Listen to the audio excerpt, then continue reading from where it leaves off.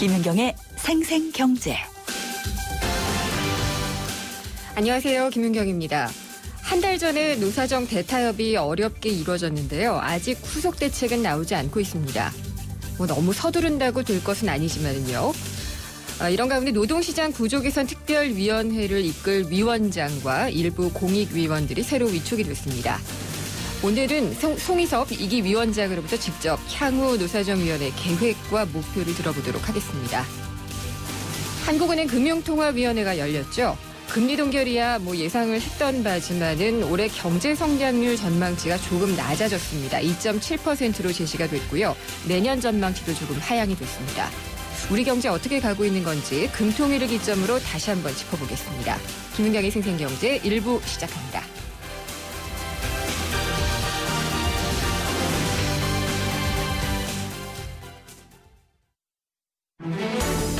발빠르게 전하는 증시 마감 시황. 따끈따끈한 오늘의 증시 소식과 함께 심층 분석 시작합니다. 오늘의 증시 분석.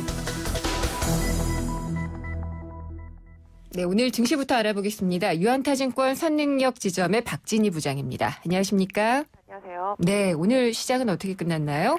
네, 오늘 거래소와 코스닥 모두 상승 마감을 했습니다. 네. 종합주가지수 2033.27 플러스 23.72포인트 상승으로 마감을 했고요. 코스닥은 676.05 플러스 7.13포인트 상승으로 마감을 했습니다. 양 시장 모두 외국인들의 매수세가 있었고요. 기관은 거래소에 좀 집중하는 모습을 보여줬습니다. 오늘 연기금과 사모펀드, 증권 쪽에서 강력하게 좀 매수를 해준 반면에 투신권에 좀 매도세가 많이 나왔고요. 개인은 거래소 시장에서 오늘 상승을 빌미로 해서 2,900억 대의 매물을 출회시키는 모습을 보였습니다. 코스닥에서는 반대로 외국인과 개인이 매수를 해줬습니다만 기관이 300억 대의 매물을 퍼부으면서 종목별로는 좀 하락세가 좀 이어지는 모습들이 곳곳에서 좀 나타나는 그런 하루였었습니다. 네, 2030선을 코스피 지수가 넘었네요. 네, 2030을 넘긴 했는데 실질적으로 코스피의 정상적인 가장 강력한 저항대는 2050입니다. 네. 2050에서 2080까지가 매물이 좀 많이 있고요. 네. 또 2080에서 2100까지 기본적으로 2100선을 강하게 넘는다라고 보기에는 아직까지 좀 부족한 부분들이 좀 많이 있고요. 2100선을 넘기기 위해서는 좀 시장에 뭔가 획기적인 모멘텀이 있어야 되는데 현재 그런 부분들은 좀 많이 없는 상태입니다. 그래서 전반적으로 지금 시가총액 상위 종목군들, 거래소에 이제 낙폭과대 종목들이 돌아가면서 순차적으로 지수 2000선에 걸맞는 수준으로 바닥선에서 계속 순환매 반등하고 있는 그런 모습인데요. 네. 전반적으로 내수주보다는 상반기에 선전했던 내수주들보다는 상반기에 워낙 좀 많이 안 좋았었던 수출주들을 중심으로 해서 반등이 좀 계속 이어지면서 외국인과 기관의 손을 좀 타면서 순환매가 계속 좀 빠르게 돌고 있는 것 같습니다. 그러면은 말씀하신 대로 2030을 넘은 것은 아무것도 많일 수도 있고요. 2100선이라든지 2050선을 넘어서 가는 게 중요한데 그만한 동력이 오늘도 사실은 없었던 것 같고요. 외국인이 샀고 이런 좀 수급이 영향을 많이 준 것 같죠? 네, 오늘 금통위에서 금리 동결 뉴스가 있었습니다. 네. 금리 동결 이후에 오히려 시장이 좀 탄력을 받기 시작을 했습니다. 금리 동결 이후에 시장이 좀 탄력을 받으면서 일단 은행주하고 보험주 등이 좀 상승에 좀 동참을 해주는 모습을 보였고요. 네. 오히려 금리 동결을 하고 나니까 시장에서는 이제 더 이상의 추가적인 금리 하락보다는 오히려 금리를 동결할 정도로 좀 견딜 만하다는 능력이 있다라고 좀 본 것 같고요. 기본적으로 지금 외국인들의 매수세가 계속 이어지고 있습니다만은 최근에 원화 강세가 상당히 가파릅니다. 오늘도 상당히 좀 가파른데요. 이런 부분들로 인해서 오히려 좀 환차익을 고려한 외국인들의 좀 매수세도 좀 이어지고 있는 게 아닌가 보여지는데요. 지금 현재 환율이 1130원. 20전입니다. 네. 오늘도 마이너스 16원 60전이니까 오늘 상당했죠. 그래서 오늘 금리 동결의 효과를 전체적으로 시장이 좀 누린 것 같고요. 그러다 보니까 오늘은 거의 반토막이 나 있는 매수주들 중심으로 해서도 좀 순환매 반등이 들어오면서 거의 대체로 오르긴 했습니다만은 그래도 내수주들은 조금 안 좋은 모습들이 좀 많이 나타나서 이런 날도 좀 하락을 좀 맛본 종목들이 꽤 있어서 좀 많이 개인적으로는 개인 투자자분들한테는 좀 많이 아쉬운 장이 아닌가 생각이 듭니다. 근데 코스닥 같은 경우에는 코스피는 올라도 떨어지는 경우가 많았는데 오늘은 그래도 같이 올랐네요. 네, 그렇습니다. 오늘 전체적으로 코스닥이 소폭 좀 반등을 하기는 했는데요. 흐름을 놓고 본다면 오늘 코스닥에서는 카카오가 좀 급락을 하는 좀 모습이 나왔고요. 실적 때문인가요? 네, 맞습니다. 예. 반면에 전체적으로 그동안 많이 빠졌었던 제약 바이오 섹터주들하고 부품주 섹터들 쪽 이런 쪽들이 좀 많이 올라와주는 모습을 보였고요.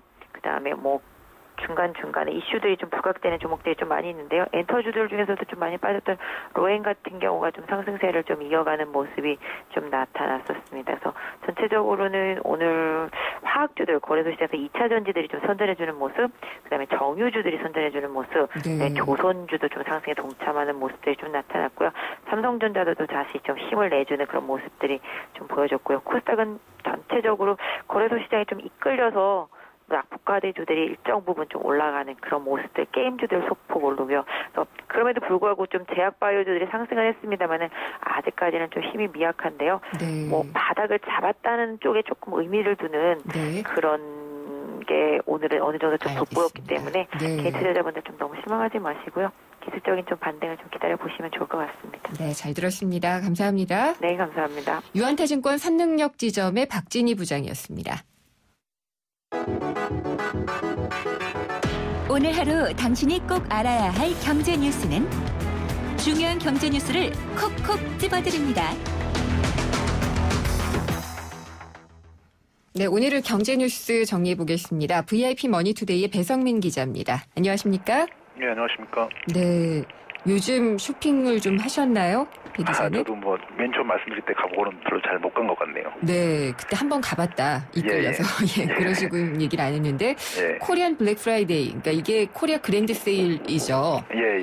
성과가 있었다, 없었다, 더 할 거다 말 거다 얘기가 많은데 전체적인 성적표는 나쁘지는 않은 것 같아요. 일단 정부가 주도를 한 거니까 정부가 이제 평가를 내리는 것은 스스로에 대해서 나쁜 성적표를 내지는 않으니까요. 일단 그렇습니다. 일단 이 코리아 그랜드 세일, 블랙 프라이데이 이런 행사 2주 동안에 주요 백화점의 줄 신장률이 전년 대비 20% 정도 늘었다. 네. 이런 게 있어가지고 이제 내수 진작에 일정 정도 성과가 있었다는 평가가 나오고 있긴 한데요. 최경환 경제부총리도 이제 메르스로 인한 내수 부진을 겪고 있던 차에 내수회복 기반을 좀 마련했다, 이렇게 자평을 하고는 있습니다. 근데 일단 여러 가지 문제점이었던 것처럼 이제 미국의 이제 블랙 프라이데이와 차이가 좀 있었고요. 큰 폭 할인이 주로 2월 상품에 적용됐고 당시가 또 이제 대부분 이 백화점들이 세일 기간과 겹치는 때였기 때문에 그런 것들이 진짜 그 블랙 프라이데이의 효과일 수 있느냐 이런 것들도 좀 있고, 또 그래서 중간에 이제 정부가 유통사의 이제 할인 품목과 할인율을 확대할 것을 주문하기도 했고요. 그리고 또 이게 또 재래시장 살리는 목적 그런 것들도 있었을 텐데 실제로 이제 홍보 부족 때문에 이제 행사에 참여한 이제 전통시장이 전국에 20곳 정도에 불과했다는 것도 좀 뼈아픈 부분입니다. 왜냐하면은 마진을 적게 남겨야 되잖아요. 그러면서 참여하기는 사실 쉽지 않은 결정인데 또 촉박하게 했어야지 되는 점도 있고요. 그렇습니다. 우리나라 유통가는 전형적으로 제조업체들이 많이 내려서 납품을 해주기를 원하잖아요. 그래야지 할인을 하잖아요. 이 유통업체가 여러 가지 자기들의 마진을 좀 일정 부분 덜 낸다든지 이런 식으로 해야지 좀 더 이제 세일 폭이 커지고 이랬을 텐데, 일단 그래서 시작 단계부터 이제 제조업체들이 좀 적극적으로 참여를 해주고 유통업체도 양보를 해주고 이런 것들이 있어야 된다고 했는데, 그래서 이제 제조업체들이 재고를 좀 떨어내는 형식으로 이렇게 했어야 되는데 연말이 아니기 때문에 사실 연말까지 어느 정도 더 물건이 팔릴지 예측할 수 없던 이 시점에 그런 것들을 좀 이렇게 진행했다는 것이 좀 무리였다는 그런 게 있고요. 그리고 또 미국처럼 이제 또 미국은 거의 몇십 년, 거의 몇백 년 이제 가까이 된 그런 관행이니까 이런 것들처럼 이제 예고가 좀 가능했으면 더 좋지 않았겠느냐.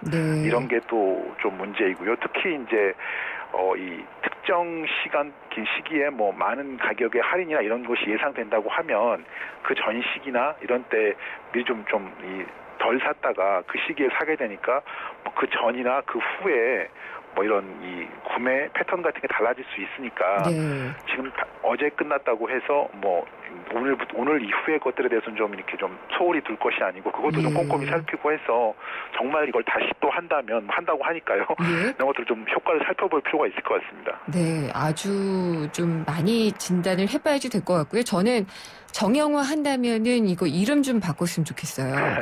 예, 무슨 그 미국 행사 이름을 갖다가 쓰고 한국판 블랙 프라이데이, 코리아 그랜드 세일 이거 다 영어잖아요. 예, 그렇죠. 예, 그런 면도 좀 있는 것 같습니다. 그랬으면 좋겠다라는 생각은 들고요. 쌀이 잘 안 먹는다. 이제 쌀을 잘 안 먹는다는 얘기는 많은데 작황은 또 좋잖아요. 예. 통계청 조사결에요. 올해 쌀 생산량이 425만 톤으로 지난해보다 0.4% 늘어난 것으로 예상됐는데 이 증가율 자체는 그렇게 큰 폭이 아닙니다. 하지만 이제 재작년이 워낙 작황이 좋았기 때문에 그것을 유지한 것만으로도 대풍인데 그것을 넘어서는 결과니까 훨씬 더 이제 좋았고 이제 3년간 대풍이라는 건데요. 쌀 재배 면적이 특히 2% 감소한 것을 감안하고 이런 것을 감안했을 때 좀 좋은 성적이고 또 올해는 또 일조 시간이 길고 뭐 태풍이나 병충해 피해가 거의 없어가지고 3년 연속 풍년이 가능했다. 그래서 이제 정부는 쌀 공급이 넘칠 것으로 예상되는 만큼 뭐 공급 과잉분을 모두 이제 매입하는 등 수급 안정 대책을 이렇게 마련하겠다 이렇게 밝히고 있습니다. 그래도 정말 이게 쌀 작황이 좋은 게 왜 안 좋은 소식이 되는지 모르겠지만 이제 상황이 그렇게 바뀌고 있잖아요. 그 과거를 따져봐도 풍년이면 오히려 농민들의 시름이 더 커졌던 것 같아요. 그러니까요. 이게 그러면은 수매 과정이나 뭐 풀어놓는 과정이나 다 문제가 있었다는 건데 여전히 똑같은 얘기가 나오고 있다는 것도 참 문제가 아닌가라는 생각이 드네요. 그리고 이제 가뭄 때문에 이 관련한 대책도 좀 늦었지만 나오고는 있죠. 당정협의를 거쳐가지고 충청 지역이 특히 심각하다고 하는 거지 않습니까? 충청 지역 등 상습 가뭄 지역에 이제 4대강 물을 농업용수 등으로 공급하는 방안을 추진한다 이런 겁니다. 특히 이제 4대강 사업이 진짜 뭐 이런 농업용수라든지 뭐 관계용수라든지 이런 것에 도움이 됐는지에 대해서 회의적인 시각들이 많이 나왔기 때문에 이런 것들을 좀 이렇게 연결시키고 뭐 이런 부분이 아닌가 생각이 됩니다. 그래서 이제 물길을 좀 정비하고 가뭄 지역을 연결하는 이런 물길을 정비하고 뭐 중소규모 댐도 만들 계획이라고 하는데요. 그래서 이제 소규모 댐들을 수차적으로 이제 건설한다는 계획입니다. 근데 이제 댐 건설이라는 게 오늘 예산 편성하고 내일부터 삽 떴다고 해서 모레부터 물 공급하고 이럴 수 있는 게 아니지 않습니까? 굉장히 이제 이 고통이 지속될 수 있는 기간들이 길어진다는 게 좀 우려스러운 상황이고요. 예산도 400억 원 이상 투입은 됩니다. 그리고 이제 상수도 관 교체도 있고 한데, 근데 이제 사실 올 봄에도 강화도라든지 강원도라든지 경기도 이론에서 가뭄이 심각했다는 얘기가 있었고, 직접적인 완전히 똑 떨어진 통계는 아니지만 낚시하시는 분들은 저수지 물이 굉장히 줄어들고 실제로 낚시가 금지됐던 지역들도 굉장히 많았기 때문에 가뭄이 심각해지는 것이 오겠구나 이런 것을 체감적으로 느낀 분이 많이 있다고 해요. 근데 이제 정부의 대책이 그 봄에 잠깐 나왔다가 여름에는 사실 비 좀 온다고 했더니 별게 없다가 가을에 또 급작스럽게 나오는 게 아닌가 이런 생각이 들어가지고 정말 좀 이 근시안적인 부분이 좀 없지 않았나. 그래서 이제 농민들 그리고 생활하시는 이런 분들이 다 같이 힘들어지는 게 아닌가 이런 게 좀 아쉽습니다. 그렇군요. 그리고 국민연금 이게 국민들이 낸 돈이고 국민들의 노후를 위한 돈을 굴리는 곳이잖아요.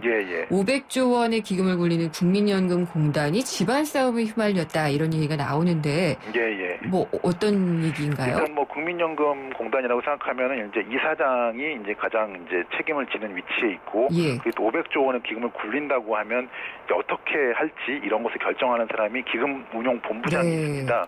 근데 이제 국민연금공단의 최광 이사장이 지난 12일에 이제 다음 달 3일 임기가 끝나는 이제 홍완선 기금운용본부장에게 연임 불가를 통보하면서 이게 좀 최근에 갈등 상황이 불거지고 있는데요. 두 사람 간에 좀 뭔가 갈등이 있었었나 보죠? 이제 기금운용본부장이 좀 독단적이었다 이런 것들을 문제 삼는 것 같습니다. 2년 임기인데 이제 1년 단위로 연임을 할 수 있는데 이런 부분에 대해서 이제 이 보건복지부라든지 이런 것들이 이제 이 주무부서니까 이런 것들에 대해서 공단이 별로 상의를 하지 않았나 봅니다. 그래서 이제 보건복지부가 이틀 만에 이제 최강 이사장에게 공문을 보내서 연임 불가 결정, 그러니까 이 홍완선 본부장에 대한 연임 불가 결정을 재검토하라고 이렇게 지시를 했습니다. 이제 연임 불가 결정이 이제 근거와 절차가 미흡했다 이렇게 얘기하고 있고 또 내부 인사 문제로 이제 연금 운용에 대해서 이제 국민의 우려를 불러일으켰던 만큼 좀 책임을 묻겠다 이런 부분도 있어서 최강 이사장이 오히려 사퇴 쪽으로 몰리는 게 아니냐 이런 관측이 나오고 있는 거죠. 그래요? 그러면은 정부나 청와대 쪽에서 얘기가 나오고 있는 모양이네요. 그래서 일단 일단 왜 두 사람의 관계가 벌어졌을까 이런 생각을 좀 해보면요. 이제 국민연금하고 이제 기금운용본부가 더 초점을 받을 일이 많이 있습니다. 최근에 특히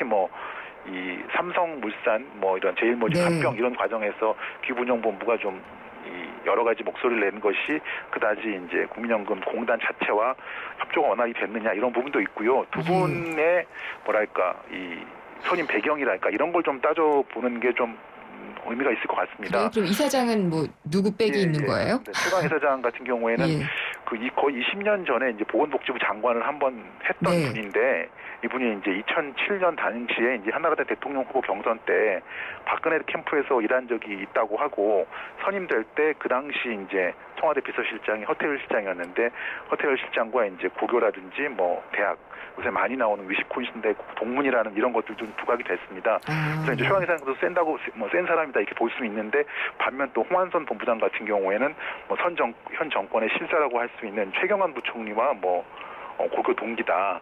물론 이제 그런 것 자체를 모두 다 따져볼 수는 없지만 그만큼 자기들이 믿는 구석이 있다. 이렇게 행동을 이렇게 하는 것이 이제 행동의 근거가 되는 게 아닌가 싶습니다. 근데 아무튼 이제 두 사람의 이런 갈등 속에서 국민연금을 계속 내는 이제 국민들은 정말 이게 국민들의 이 노후를 책임질 국민연금의 돈을 잘 굴리고 잘 쓸 수 있는 그런 방법을 찾기 위한 갈등이냐 아니면 이 두 사람들의 일종의 밥그릇 싸움이랄까 이런 것으로 이렇게 오해할 수 있어서요.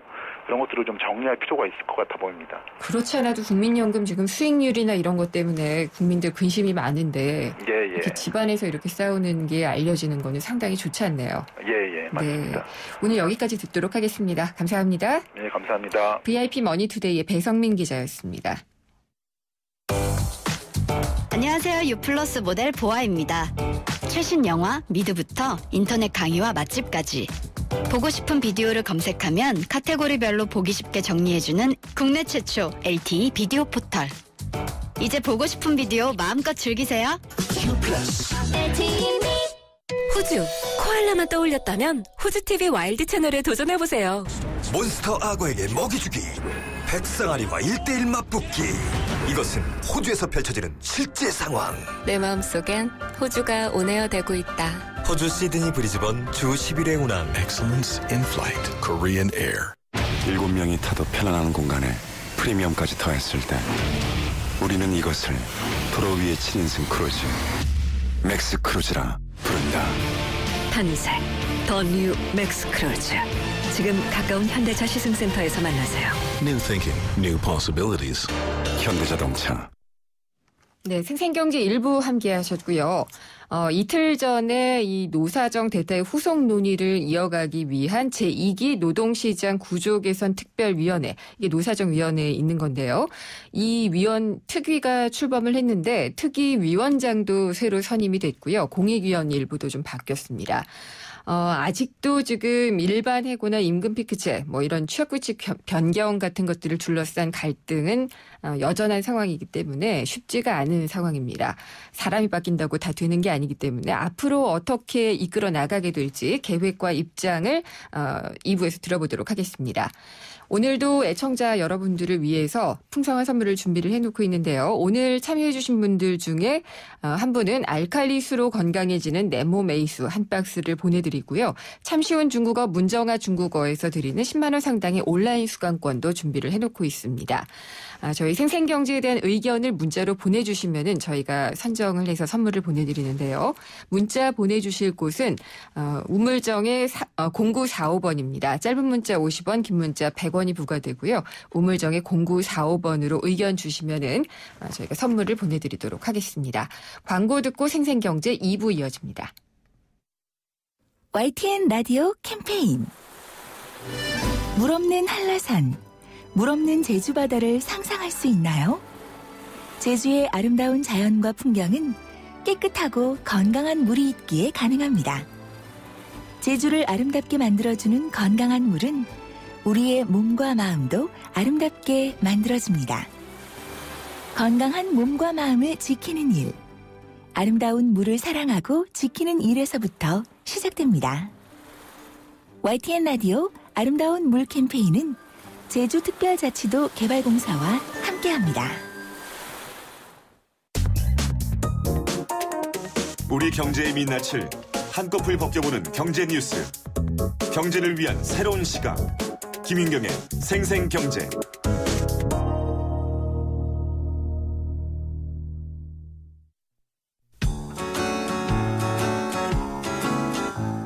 프로젝트 집앤잡 제2탄. 최고의 경제정책은 일자리다. 대한민국 일자리의 다양한 모습을 살펴봅니다.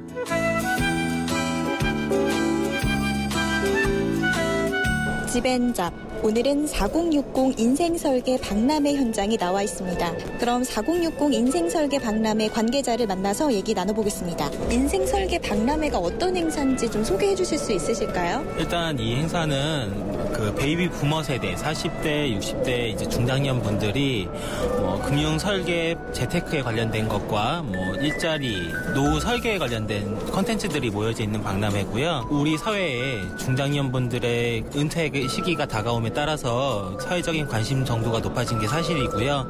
매년 행사 때마다 참여하시는 구직자분들의 열기도 더해지는 것 같습니다. 이 중장년 재취업 시장은 어떤가요? 전체적으로 구직자분들의 재취업 희망하시는 분들은 늘어나고 있는데요. 채용 기업의 수요가 충족하지 못하고 있는 상황이 사실인 것 같습니다. 그러면 이제 취업을 준비하시는 중장년층 분들에게 좀 당부하고 싶은 얘기가 있다면 어떤 걸 좀 알아두면 좋을까요?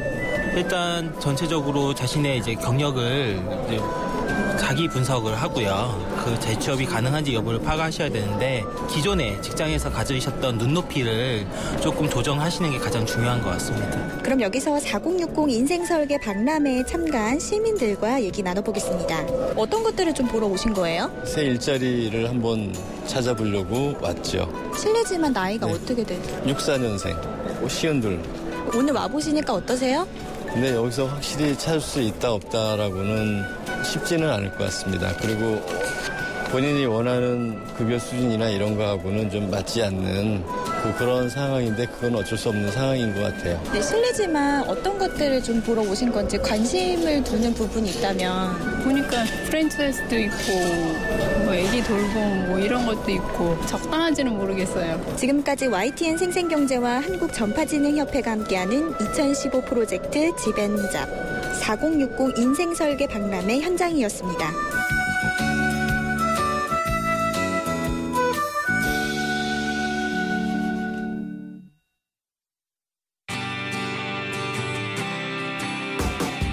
만나는 경제, 내 삶인 경제. 바로 김은경의 생생경제입니다. 네, 오늘의 인터뷰는요. 지지부진한 노사정 대타협 후속 대책을 이끌어갈 송위섭 신임 특위위원장을 만나서 이야기를 나눠보는 걸로 하겠습니다. 꼭 한 달 전입니다. 진통 겪으면서 대타협에 성공했던 노사정위원회가요. 한 달이 지나지만 후속 대책은 아직까지 내놓지 못하고 있습니다. 정부 여당은 노동개혁 5대 입법 절차를 진행을 하고 연내에 입법을 마무리하겠다라고 밝히고 있지만 노동계는 반발이 거셉니다. 워낙 입장 차이가 크기 때문에 이기 특위 신임위원장과 또 이 여러 분들의 공익위원들도 그렇고요. 노사정 대타협 이후에 후속 논의에 나설 분들의 역할이 굉장히 중요할 것 같습니다. 이기 노동시장 구조개선 특별위원회를 이끌게 될 송위섭 위원장 전화로 연결해서 자세히 얘기 나눠보도록 하겠습니다. 송 위원장님 안녕하십니까? 네, 안녕하세요. 네. 이기 노동시장 구조개선 특위 위원장을 맡으셨는데 지금 어떤 심정이신가요? 너무 어깨가 무겁습니다. 예, 그렇죠. 역시 갈등과 이것이 굉장히 심하기 때문에 네. 노사 양측 간의 이 갈등 간격을 어떻게 좁혀 나갈지 많은 분들의 도움을 요청하고 싶습니다. 네, 정말 어려운 자리 오신 것 같다는 생각이 저도 듭니다. 그렇습니다. 근데 이게 이 노동시장 구조 개선을 위한 노사정 합의문 이게 만장일치로 의결이 됐지만은 논란이 많잖아요. 네네. 그리고 이제 합의를 했으니까 후속 대책들을 논의는 해야 될 텐데 너무 좀 그냥 시간만 흘려보낸 게 아니냐라는 얘기가 있는데 어떻게 보시나요? 지난 9월 15일 대타협 이후에 약 한 달이 지났는데요.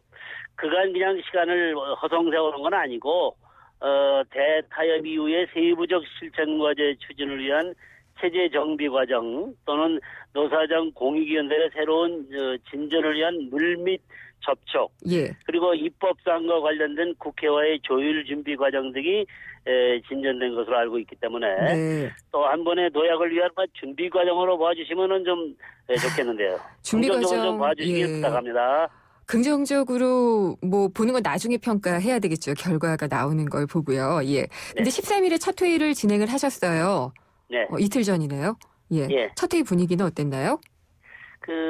이제 앞으로 그 대타협을 일단 했기 때문에 그 분위기를 살려서 진지하게 차분하게 논의 과제를 시간 계획에 맞춰서 약 1년간의 기간이 있기 때문에 그 안에 급한 것은 급한 것대로 또 약간 시간을 가지고 할 것은 중장기 과제 속에서 건설적으로 좀 토론하기로 그렇게 되게 분위기가 괜찮았습니다. 네. 근데 위원장님께서는 워낙 이 분야의 전문가시기는 해요. 보면은 한국노사관계학회 회장도 지내셨고요.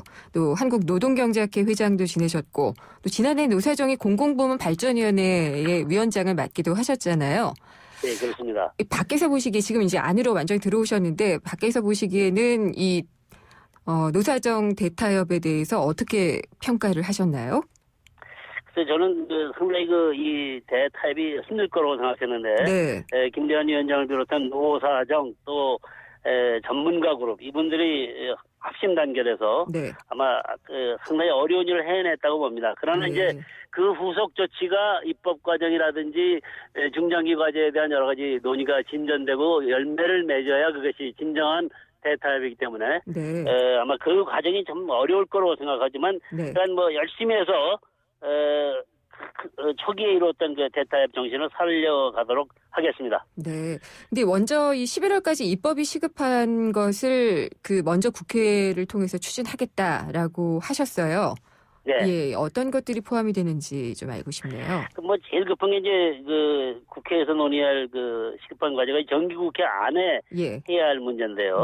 특히 이제 기간제, 파견 근로자 등의 고용 안정 및 규제 합리화. 그 밖에 이제 재해 보상, 출퇴근 재해 보상 또는 산재 보험 제도 개선 등 여러 가지로 아주 급하게 제가 알기로는 12월 이전 정기국회 이전에 해야 할 일들이 우선적으로 처리돼야 할 과제로 생각하고 있습니다. 그러면은 좀 일자리 안정을 위한 부분이 되겠네요.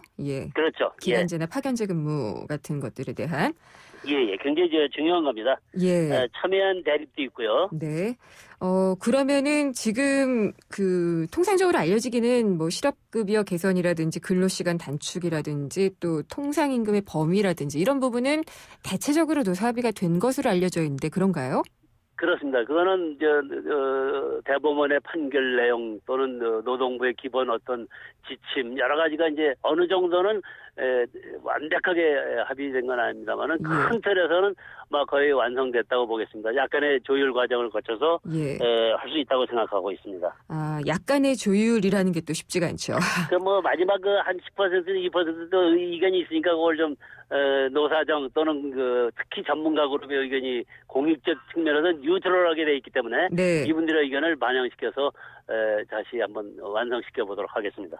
근데 이거는 제가 드리는 말씀은 아니고요. 한간에서는 이제 지금 뉴트럴, 중립이라고 말씀을 하셨는데 공익위원 측이 정부 측에 더 가깝지 않느냐라는 의구심이 제기되기도 하거든요.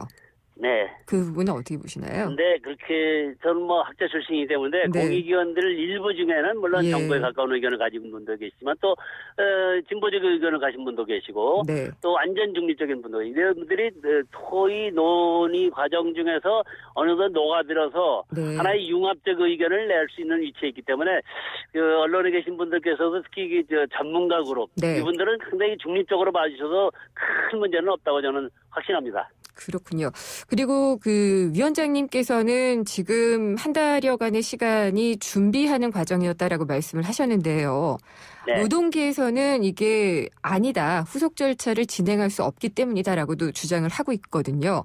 이게 바로 의견의 대립 같은데 이 간극은 어떻게 메워야 될까요? 이렇게 보면은 어느 조직이든지 일사불란하게만 움직일 수는 없는 게 현실이거든요.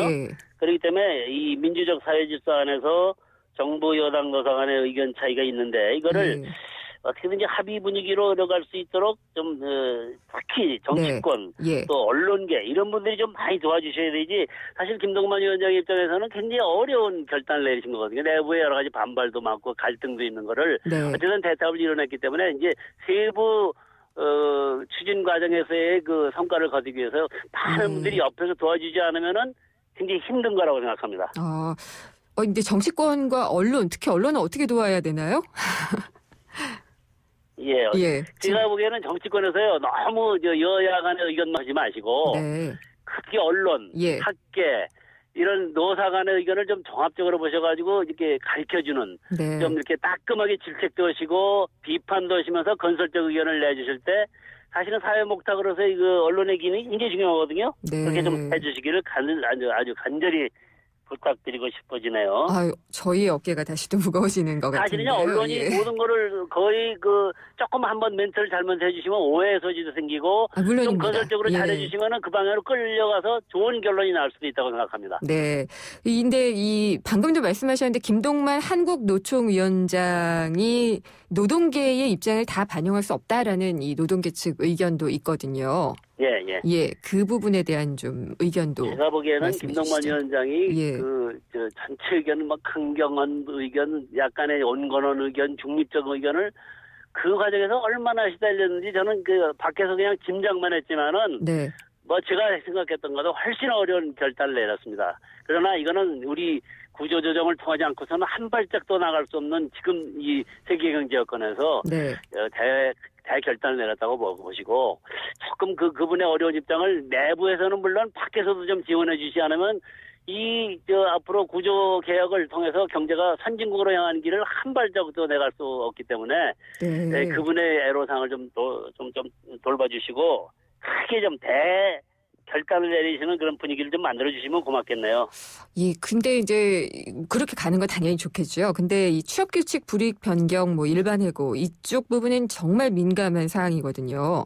이게 바로 이제 노동계 내에서도 서로 의견이 엇갈리는 부분이거든요. 그러니까 사회적 합의까지 이뤄내려면 상당히 좀 험한 길인데요. 그런데 제가 과거에 노사관계 학회장 이런 걸 해보면 결국은 길게 진지하게 흉금을 털어놓고 허심탄회하게 부딪힐 건 부딪히면서 마지막까지 토론을 이끌어가면은 어느 정도의 결론은 나오더라고요. 그러니까 그런 인내력을 정말로 모든 것을 참고 견디는 사물인자가 셋이면 살인을 면한다는 그런 정도의 의견을 좀 가지고 좀 많이 합의안을 이끌어내도록 참아주시기를 간절히 부탁드립니다. 위원장님께서 이제 철저하게 또 중립을 지키면서 합의를 이끌어 주시는 게 중요할 것 같아요. 1년 임기신데 정말 어려운 시점에 지금 오셨다는 사실은 분명한 것 같고요. 또 위원회뿐만 아니라 여러 가지 도움이 필요할 것 같은데 마지막으로 다시 한번 당부하고 싶으신 말이 있다면 어떤 게 있을까요? 아까 먼저 말씀드린 대로 정치권 그리고 우리 언론계, 그 다음에 이제 공익적 입장에서 있는 전문가들의 의견, 그 다음에 노사, 이분들이 정말 혼연일체가 돼서 도와주지 않으면 저는 저 혼자 힘은 하나도 없는 거고, 전체 의견을 조율하는 과정에서 설득과 합의 과정을 이끌어내기 때문에 정말 많은 분들이 저를 좀 도와주셔가지고 1년 안에 이 회의가 1차적으로 내년 9월까지 돼 있는데 그 기간에 입법 절차, 사회적 합의 또 여러 가지 기구를 만드는 것을 좀 해서 청년 실업 등의 시급한 문제를 해결하는데 큰 진전이 있기를 간절히 부탁드립니다. 알겠습니다. 시기보다 내용 합의 잘 이뤄주시기 바랍니다. 감사합니다. 감사합니다. 제2기 노동시장 구조 개선 특별위원회를 이끌 송희섭 위원장과 함께 이야기를 나눠봤습니다. 다양한 자동차 뉴스 모아 정확하게 전하는 권영주의 달리는 경제학. 권영주의 달리는 경제학 시간입니다. 개별 서비스의 인하 때문에 자동차가 조금 잘 팔렸다라는 얘기가 나오는데 이걸 두고는 일시적인 착시 현상이다라고 얘기하는 쪽도 있고요. 미봉책이라는 지적도 없지가 않습니다. 그래서 개별 서비스가 한시적이 아니라 좀 영구적으로 내려야 되지 않느냐라는 주장까지도 나오고 있다고 하는데요. 이 부분 좀 자세히 짚어보겠습니다. 오토타임즈의 권영주 기자 전화 연결합니다. 안녕하십니까? 네, 안녕하세요. 제가 말씀을 드렸지만은 개별 서비스의 인하가 이게 시기를 좀 앞당겨서 실시한 거잖아요. 네, 우리가 뭐 이런 얘기가 있죠. 미래 수요를 앞당긴 거죠. 그러니까요. 그런 얘기가 많이 나오고 있는 거네요. 그러니까 이제 결국은 공장도 가격이 5%인 자동차 개별 소비세를 3.5%로 내렸잖아요. 네. 쉽게 말하면 공장도 가격이 2천만 원이다 그러면 개별 소비세가 100만 원인데 이거 뭐 70만 원 정도로 낮춘 겁니다. 네. 이렇게 되면 교육세 떨어지고 부가세 같이 떨어지죠. 소비자 가격을 포함한 세금이 보통 공장도 가격 포함해서 2,343만 원인데 네. 여기서 이제 30% 개별 소유세를 낮추면 2,300만 원으로 이제 소비자 가격이 형성되는 겁니다. 그렇게 많지는 않네요. 보통 이게 이제 중형차 기준으로 보니까 네. 약간 45만 원 정도 되는 거고요. 예. 이제 예를 들어서 가격이 뭐 1억 원이 넘는다 그러면 뭐 몇백만 원 되겠죠. 아, 그렇군요. 네. 예, 근데 이게 12월까지잖아요. 그렇죠. 12월까지니까 지금 얘기 나오는 게 벌써 뭐 이달 들어서 전년 대비 5,000대 정도 판매가 늘었거든요. 네. 그러니까 이걸 가지고 개별 소비세 인하 효과다. 그러니까 완성차 회사도 손뼉 치면서 맞아 이렇게 맞장구를 쳐주고는 있습니다만 이게 12월까지 지나고 1월 되면 어떻게 될까요? 글쎄요. 절벽이 오지 않을까 이런 생각도 그렇죠. 들긴 하네요. 이제 예. 바로 그런 걸 보는 겁니다. 그런데 많은 분들이 이게 정부가 한시적으로 뭔가 이게 개별 소비세 내려주는 게 뭐 획기적인 조치인 것처럼 보이지 않습니까? 그런데 네. 이게 그 세수 측면에서 보면 정부도 유리해요. 올해 세금을 많이 그렇죠. 어떻게 되나요? 예. 그러니까 이렇게 당장 이달에 이제 지난달에 5,400대가 늘었잖아요. 네. 그러면 정부도 대당 446만 원의 세수를 추가 확보하는 겁니다. 물론 평균 계산이지만 네. 물론 뭐 차종마다 금액이 다르겠지만 단순 계산만 해도 5,400대 늘었으면 2,200억 원 들어오는 겁니다. 추가로. 이게 국고로 들어가는 세금이 어떤 것들인가요? 국고로 들어가는 게 쉽게 보면 취득세를 제외한 나머지 전부죠. 그러다 보니까 예를 들어서 대당 446만 원이면 이 중에서 약간 300만 원 정도가 국고로 들어간다고 보시면 됩니다. 나머지 한 140만 원 지방으로 들어가고요. 그러면은 정부로서도 어쨌든 이득일 수 있을 테니까 이렇게 했다라는 설명인 것 같고요. 그렇죠. 그러면은 말씀하신 대로 연말까지 개별 소비세 인하를 하고 끝나게 되면은 그 다음에 이제 미리 샀던 수요가 없어지면은 이거 오히려 더 큰일 아닌가요? 그렇죠. 당장 그때 또 추가로 필요한 돈은 정부 입장에서는 거두지 못하게 되는 거고. 이때 이제 노리는 건 뭐냐면 자동차 회사가 일단 판매가 떨어지면은 이익을 감소하면서 많은 할인을 하게 될 겁니다. 네. 판매 목표는 달성해야 되니까요. 그러다 보니까 이제 자동차 세금을 이참에 아예 낮춰주는 게 어떠냐라는 얘기가 나오는 배경이 뭐냐면 네. 자동차 세금이 자동차 가격에 탄력적으로 붙어 있거든요. 네. 이게 무슨 얘기냐면 지금 한 10년 동안 우리나라 완성차 평균 가격이 약 한 43% 올랐습니다. 그러면 세금도 그만큼 늘었다는 얘기입니다. 네. 쉽게 말하면 자동차 회사가 공장도 가격에 마진이 포함되어 있으니까 공장도 가격을 높이면 당연히 세액도 늘어납니다. 그래서 그 세액이 늘어난 만큼 이제는 개별 소비세의 30% 인하를 아예 고착화시키는 게 어떠냐. 이것도 충분히 설득력이 있다라는 얘기가 나오는 거죠. 실제로 2006년에 네. 그 자동차하고 기름에서 충당한 개별 소비세로 4조 6천억 원을 거뒀단 말이죠. 예. 그런데 8년 만에 8천억 원이 증가했어요. 그러니까 지난해는 5조 4,800억 원을 거뒀단 말이죠. 이 얘기는 뭐냐면 자동차 판매가 증가한 것도 있지만 자동차 가격이 오르면서 세액이 증가한 측면도 분명히 자리한다는 겁니다. 그렇겠죠. 그렇죠. 예. 그러니까 정부가 한시적으로 개별 소비세를 내려주는 건 일종의 보상적 정책이다 뭐 이런 얘기가 나오는데 예. 어쨌든 기업이 신차 내놓으면서 공장도 가격을 올린 덕분에 해마다 세수가 증가했으니까 뭐 조금 깎아줘도 충분하고 그 내려주면 오히려 판매가 늘어서 또 세수가 늘어나니까 한마디로 내수 진작 명분하고 세금 증대를 동시에 잡는 절묘한 정책 수단이 바로 개별 소비세 인하라는 겁니다. 그래요? 그러면 개별 소비세 인하를 영구적으로 가져가는 게 옳다라고 지금 권영주 기자께서는 말씀을 하시는 것 같은데요. 업계에서 네. 그렇게 얘기도 하고 있고. 네.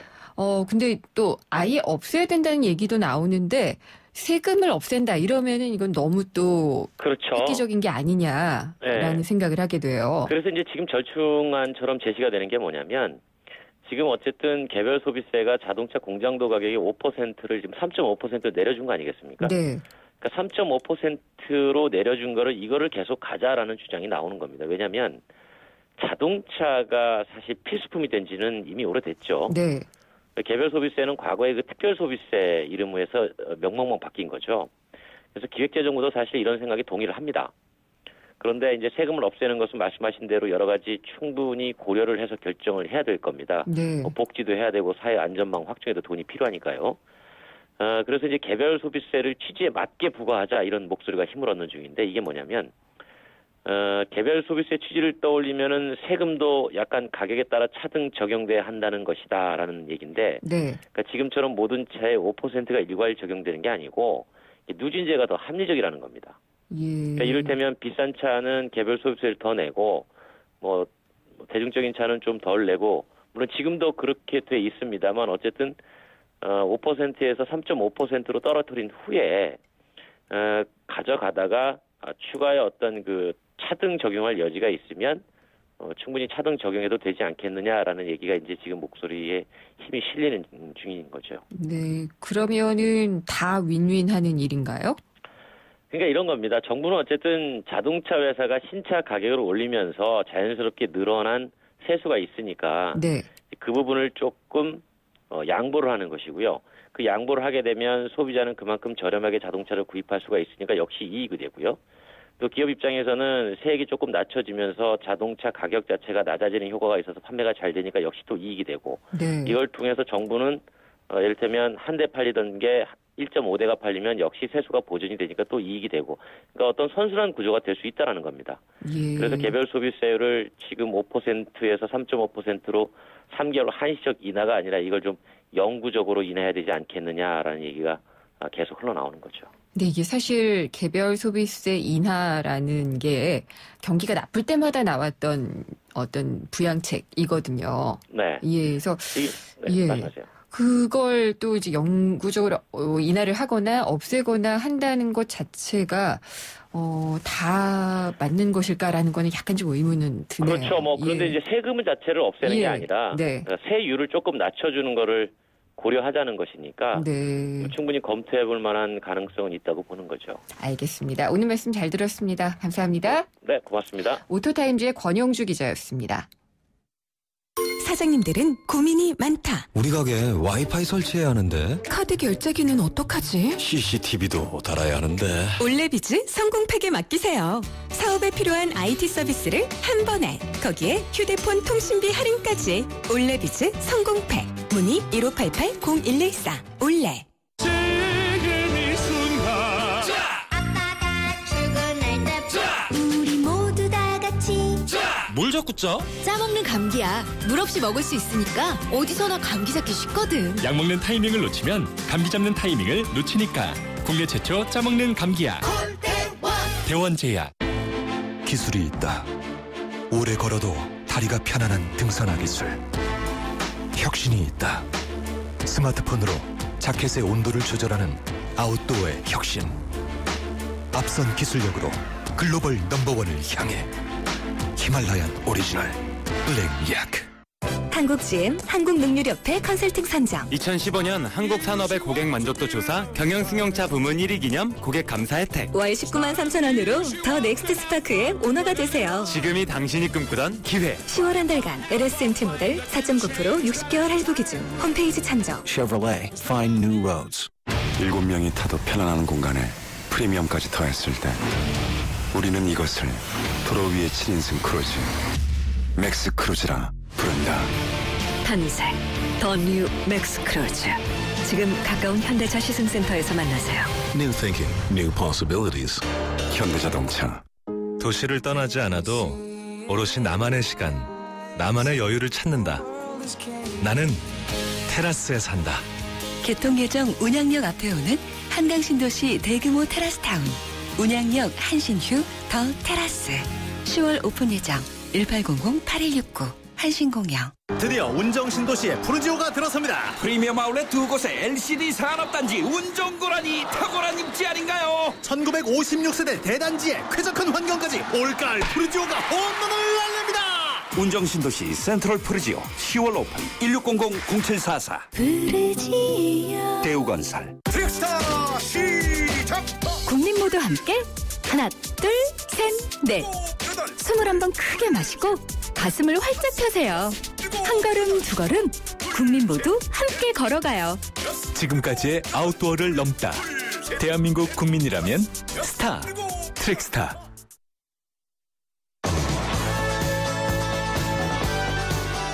김윤경의 생생경제 2부 포스코, 그리고 마지막 안주 숙취해소 캔디 키스릭과 함께했습니다.